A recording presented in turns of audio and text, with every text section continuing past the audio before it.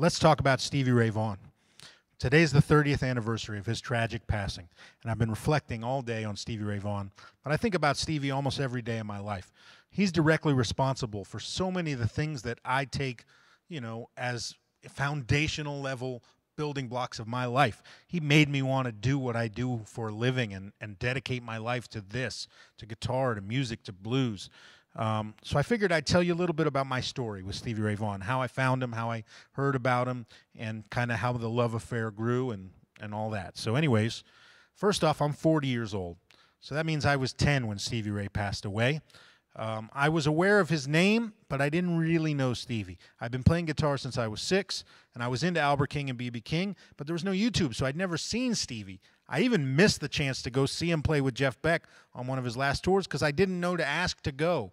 I just was a 10-year-old child, and I wasn't hip enough, But I loved the blues already, and by the time I was 12, 13 years old, I was getting out and playing with adults and getting into clubs. And he'd been passed away for a few years, and he was reaching this legendary status, and someone gave me a bootleg VHS of Live at the El Mocambo. And this was before it was an official release. It was a bootleg. So I took it home, put it in the VCR, hit play, and my life was changed forever. The MC comes on and he goes, "Ladies and gentlemen, it's boogie time here at the El Mocambo, live from Austin, Texas. Put your hands together for Stevie Ray Vaughan and Double Trouble." And he comes out and goes,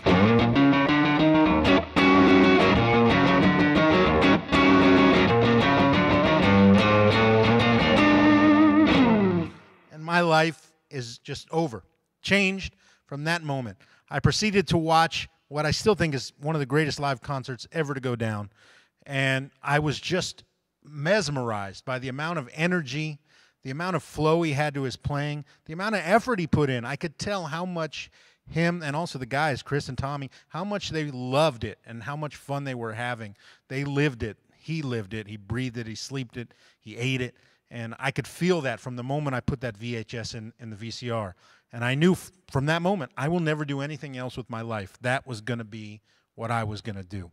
And, you'll notice in the intro I played some of the live version of what he played on Texas Flood, which still, that version on El Mocambo of Texas Flood is one of the greatest things ever. And if you ever noticed, he plays an entire bar of Albert King's solo from Livewire Blues Power in that solo. Pretty amazing. If you never noticed that, go check it out. All right, so my life has changed forever. So what's next? I need the records. So I begged my parents, take me down to the record store, if you remember those. And we went to Peaches or Specs Records, I can't remember which one. And the only album they had in stock was Couldn't Stand the Weather. And I didn't know this was the second album. I didn't know how many records he even had done or in what order. So whatever. I buy it on cassette. We bring it home. I put it in my Sony giant tower stereo record system that I got for my bar mitzvah. Was my biggest wish. Hit play, and what the hell happens? This.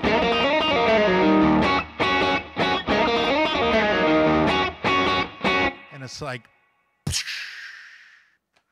head explodes. So I proceed to listen down to this record, and you've got Couldn't Stand the Weather comes on second, and he plays that soul that...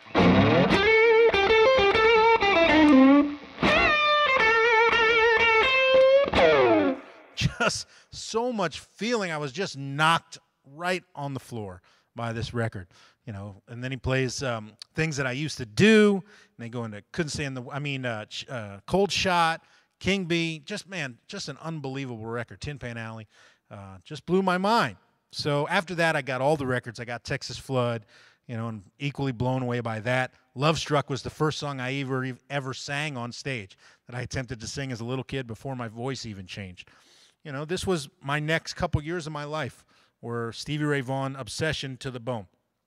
All the way through In Step. You know, I bought Soul to Soul, bought Live Alive, I bought In Step, I bought the VHS they put out shortly after of all his music videos and a few interviews. It was an official release. I was super excited about that. And this was my life. I bought a hat, I bought cowboy boots, I bought a Stevie Ray Vaughan signature Strat with the first gig money I ever was able to save into an envelope. Made $75 every Friday at gigs as a 13-year-old, and I stuffed it in an envelope. First thing I ever bought. Stevie Ray Vaughan Strat, one of the very first ones, and I have it still. B.B. King signed it on the back of the headstock when I got to meet him. I'll treasure it for the rest of my life. And in some ways, that could have been the rest of my path. But Stevie's also directly responsible for helping me find my road to where I started to become me. A few years down the line, I'm at a festival with my band, and we're playing, you know, we play half a set worth of Stevie Ray material. And we play this set, and it's great. The crowd goes over great. I sign autographs. I'm, you know, top of the world. And the next band gets up, and they're full of, you know, middle-aged blues men, you know, here in Florida, like a local band. And the guitar player in that band's a 50-year-old dude with a hat, boots, playing Stevie Ray Vaughan. And they play almost the same set we just played. And it was light bulb, like, oh, my God.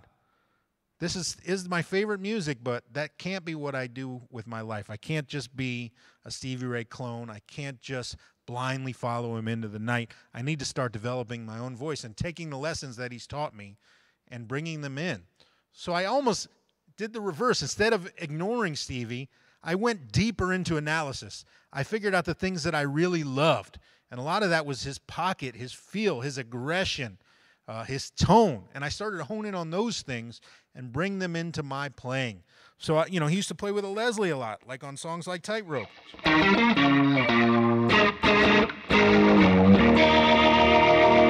I started to incorporate a Leslie, but I was starting to listen to Danny Gatton too. And so it became a mix of what Stevie did with a Leslie and what Danny Gatton did, and then I found my own style.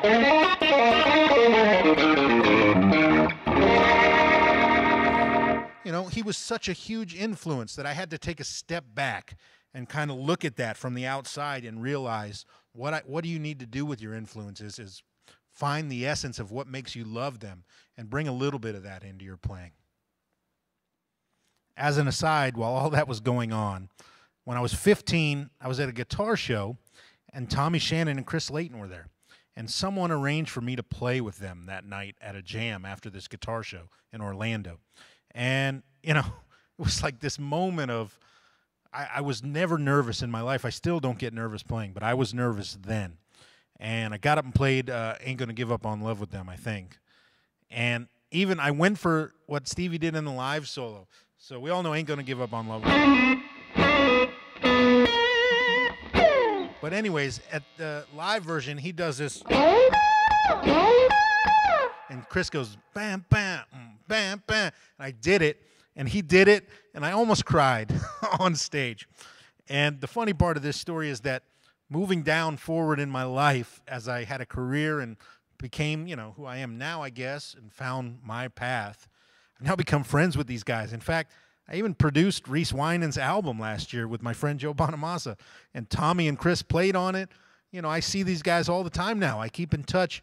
If little 13-year-old me could know that that was going to happen down the road as an adult, he would lose his mind. And I think, man, it's amazing the reach that Stevie's music has had on people from, you know, the generations that followed him. Look at guys like Kenny Wayne Shepherd and myself, Joe Bonamassa, Kirk Fletcher, Matt Schofield, Philip Sayce, you know, John Mayer, you know, even guys you don't think of, Eric Krasno and Near Felder. These guys, Stevie was their initial hook too, and they found their path. And, you know, I think when people sometimes discredit Stevie because so many people became clones, and when, you know, blues people thought it wasn't pure, this or that, they're really doing a disservice because he took this genre and made it explode. You have guys like Monster Mike Welch, where he was their big hook too, and look at him. He's one of the best traditional blues players in the world now, who has done his homework and knows his history and loves and respects blues more than anybody, or at least as equal to most people. So, I mean, you got to give him his respect. I hate when I hear people say, oh, he wasn't really playing blues. He was playing blues rock or whatever. Listen ain't going to give up on love and tell me that that guy could not play blues guitar. You're out of your mind if that's really the way you think. You're not listening. So anyways, I just wanted to say, Stevie, I love you. And thank you for what you've done for me and for music. You changed my life forever. And it's the gift that keeps on giving. And every day, I'm out here just trying to do what you did, which was play to the fullest. Life by the drop, man. Playing every note like it's my last. Heavy strings, loud. And that's my life, man. And I owe it to you. So thank you very much, man. I miss you. Love you, Stevie Ray Vaughan.